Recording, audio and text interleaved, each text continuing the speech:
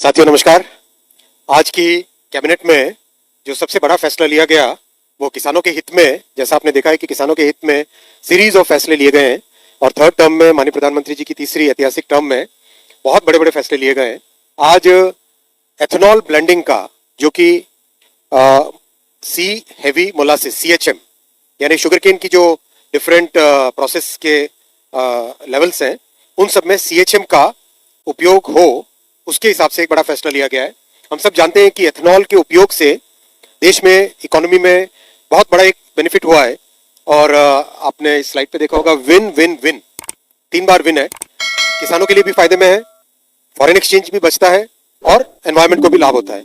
किसानों को केवल पिछले ही जो एथेनॉल सप्लाई ईयर यानी अक्टूबर तक सप्लाई होती है एथेनॉल की, उस ESY में 40,000 करोड़ रुपए का पिछले साल बेनिफिट हुआ है।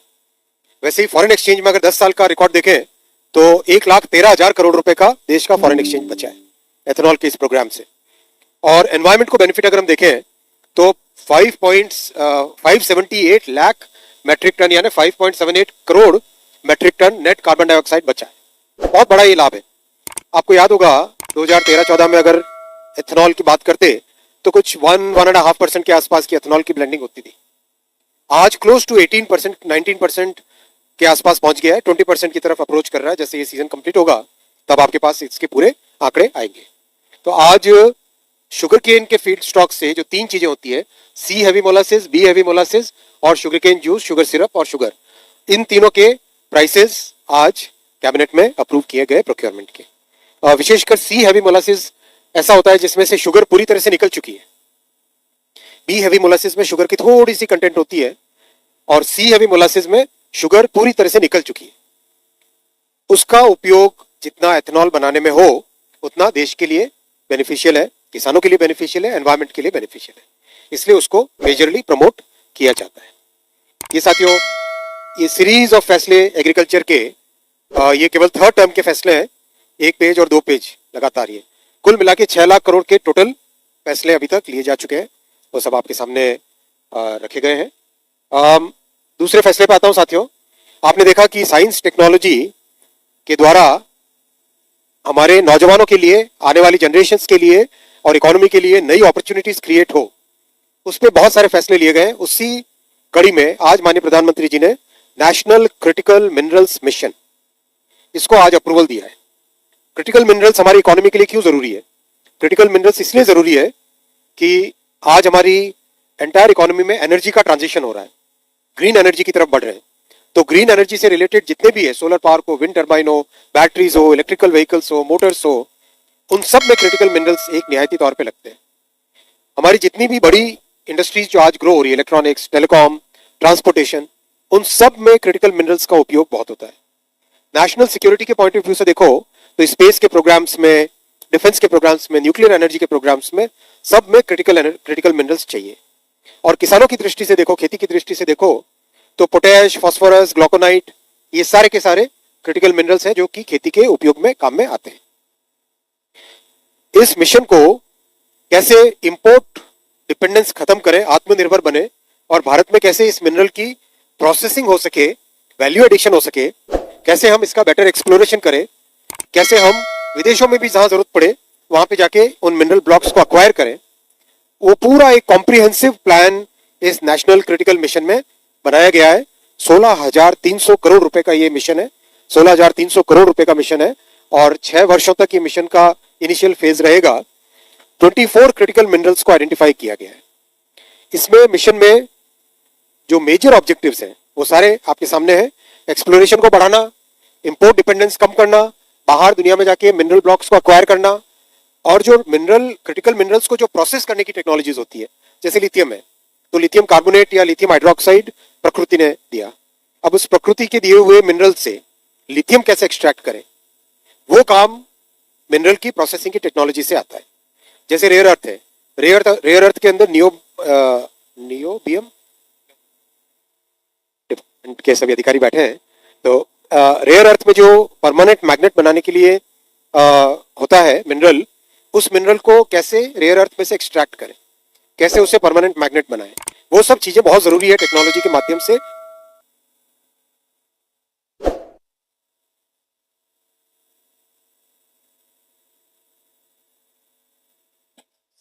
साउंड देखिए।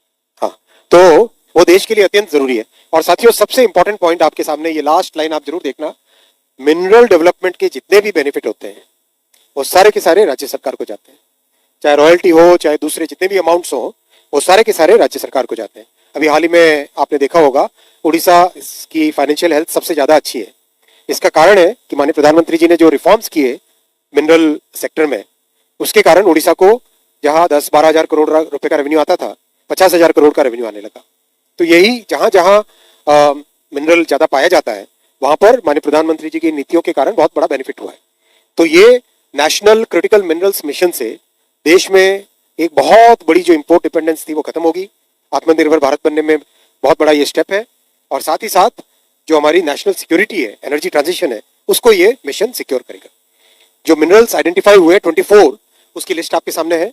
आपके सामने प्रेजेंटेशन भी शेयर किया जाएगा, तो अच्छे से आप डिटेल में इसको देश के सामने लेके जाएं, ताकि क्या भारत सरकार के इन स्टेप से हमारी इकोनॉमी को, देश को, एनवायरमेंट को, सबको बेनिफिट होगा, वो सबके सामने आपके माध्यम से जाए। ये साथियों दोनों बड़े फैसले थे। और जैसा साइंस एंड टेक्नोलॉजी और यूथ के अपॉर्चुनिटी से रिलेटेड पहले भी बहुत सारे फैसले हुए हैं, उसी कड़ी में आज ये नेशनल क्रिटिकल मिनरल्स मिशन भी जुड़ा है। और टोटल अब तक साइंस एंड टेक्नोलॉजी के थर्ड टर्म में 84,000 करोड़ रुपए से ज्यादा के फैसले हो चुके हैं। बहुत बहुत धन्यवाद साथियों। Will now take questions.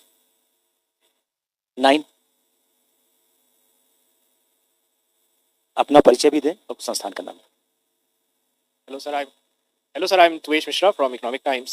Sir, the National Critical Mineral Mission was announced by Finance Minister in the budget as well, sir. By when can we expect some kind of deliverable outcomes of this mission? And is there a breakup? What will be the use of this 16,300 crore? Which part of the mission will go forward? बहुत अच्छा प्रश्न है। पिछले budget की speech में national critical mineral mission की announcement हुई थी।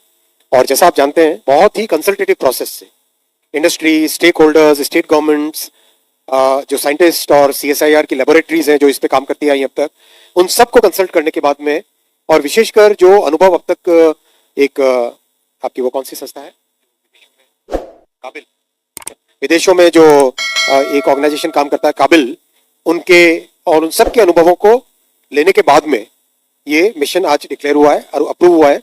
और ये इमीडिएटली काम में लग जाएगा। इसका इम्प्लीमेंटेशन मैकेनिज्म भी पूरा क्लियर हो गया है। कैबिनेट सेक्रेटरी साहब के चेयरमैनशिप में एक मिशन की स्टीयरिंग कमेटी बनेगी। वो स्टीयरिंग कमेटी में सारे स्टेक होल्डर्स को शामिल किया गया है और जो मेजर PSUs हैं उनको भी इसमें शामिल किया गया है।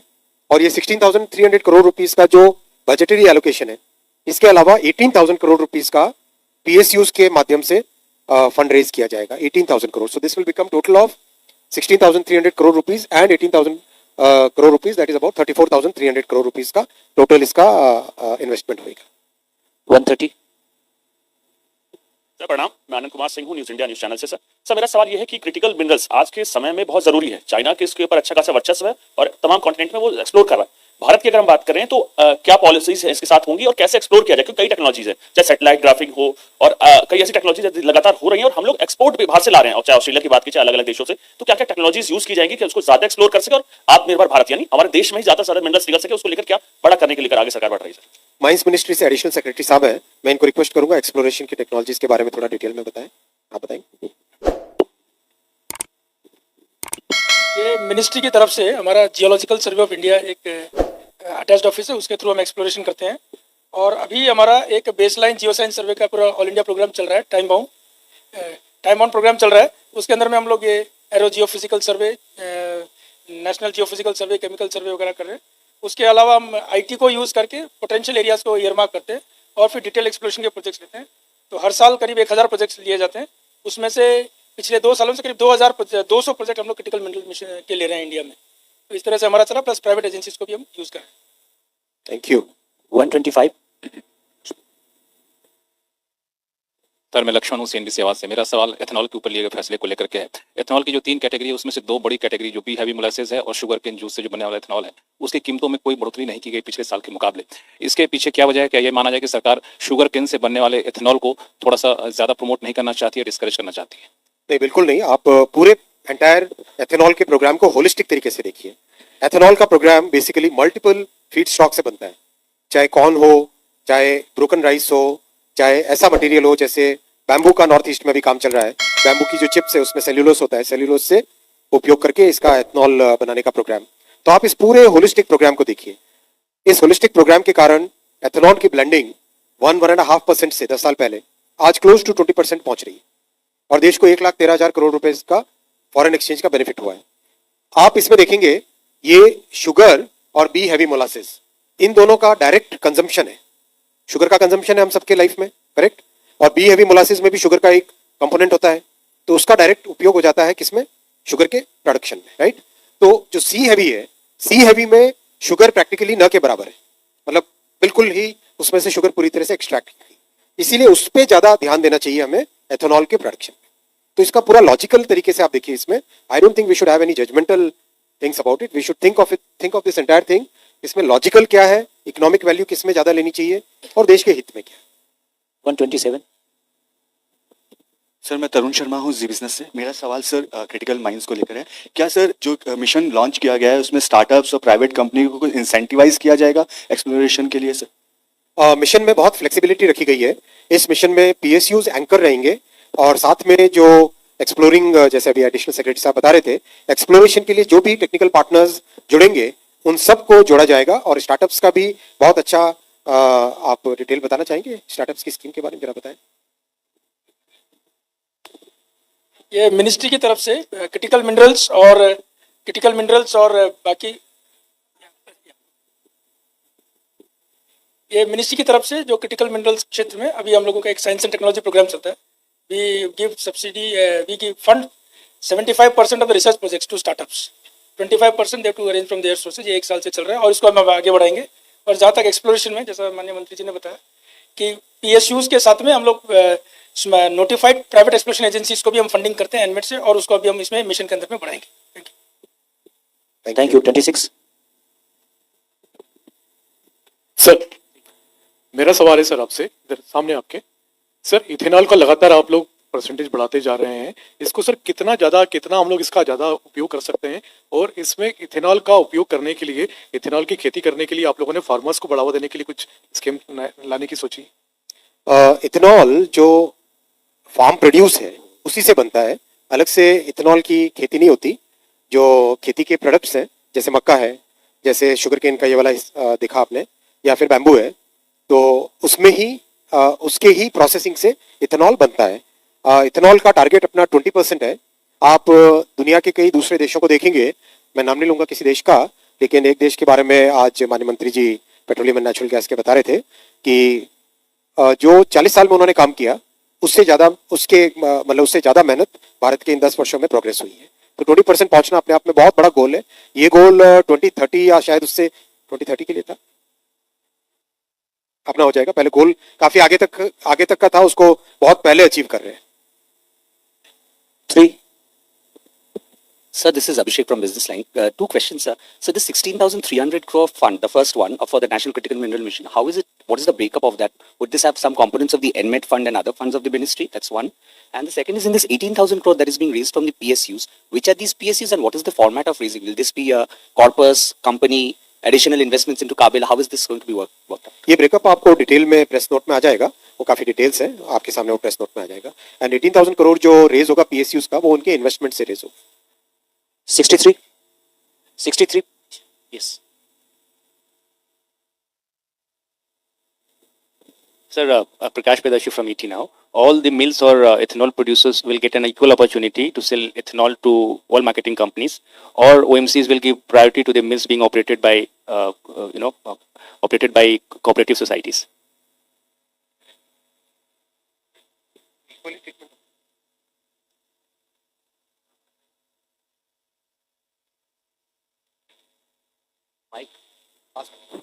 इथेनॉल जो चाहे मेज से आए या हमारा गन्ने से आए या बी मोलासेस और सी हैवी मोलासेस से है, वो एक ही है।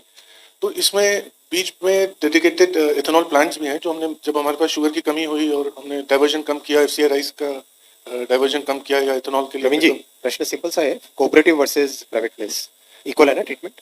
तो सर इसमें कोऑपरेटिव को अभी ओएमसी इसमें खुद ही डिसाइड करते हैं, और कोऑपरेटिव्स को इस बार थोड़ा प्रेफरेंस दिया जाता है। कोऑपरेटिव्स को प्रेफरेंस। 4.